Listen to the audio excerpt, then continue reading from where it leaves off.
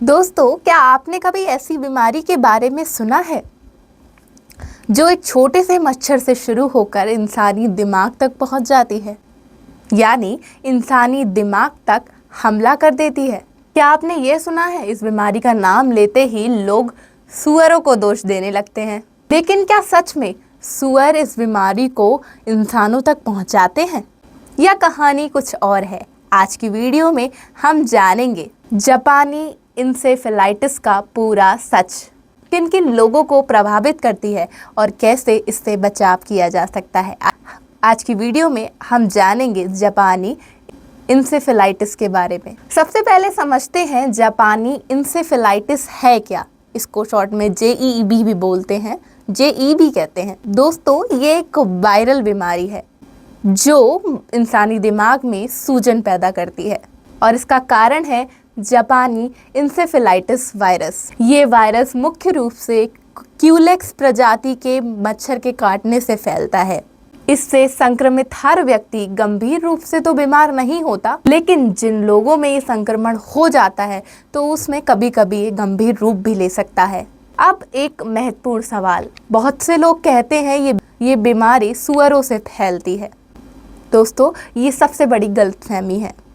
दरअसल चाहे ये है कि अगर कोई क्यूलेक्स मच्छर संक्रमित सुअर या संक्रमित पक्षी को काटता है और फिर वही मच्छर हमारे शरीर पर आकर अटैक करता है, तब ये बीमारी फैलती है। तो इसका असली वाहक क्यूलेक्स मच्छर है, ना कि सुअर। अब एक सवाल ये भी उठता है कि जगह जगह पोस्टर में सुअर का पिक्चर क्यों देते हैं, जगह जगह सुअर की पिक्चर्स क्यों लगी होती हैं पोस्टर पे? तो उसका जवाब ये है, सुअर इस वायरस का एम्प्लीफाई होस्ट होता है।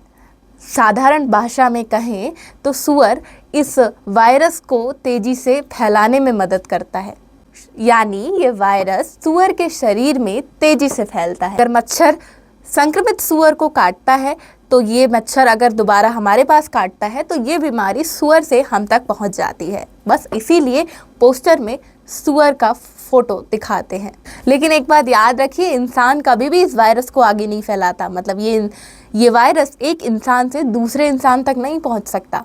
वैसे तो ये बीमारी किसी को भी हो सकती है, लेकिन सबसे ज़्यादा ख्याल हमारे बुजुर्गों और छोटे बच्चों का रखना पड़ता है।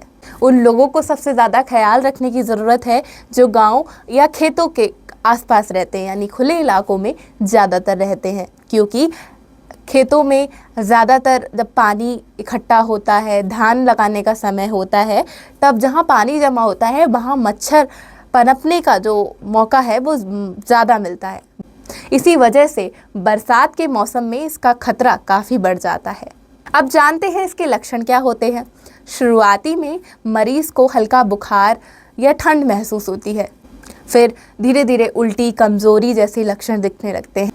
अगर संक्रमण गंभीर हो जाए तो शरीर अकड़ेगा और दौरे पड़ने जैसी स्थिति भी आ जाती है, और सबसे गंभीर रूप दिमाग में सूजन पड़ सकती है। देखिए, लक्षण सामान्य हो या गंभीर, अगर आप इस मौसम में ऐसा महसूस करते हैं तो एक बार ज़रूर डॉक्टर से परामर्श लीजिए। अब हमारे सेगमेंट का सबसे ज़रूरी हिस्सा, आप इस बीमारी से कैसे बच सकते हैं।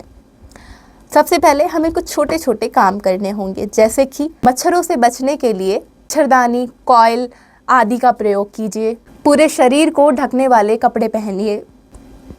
घर के आसपास कहीं भी पानी जमा मत होने दीजिए और अपने आसपास की नदी नालों को साफ रखिए और सुअर बाड़ों को आबादी वाले क्षेत्र से दूर रखिए। और अगर आपके क्षेत्र में JE टीकाकरण अभियान चल रहा है तो इसमें ज़रूर भाग लीजिए, टीकाकरण ज़रूर करवाइए।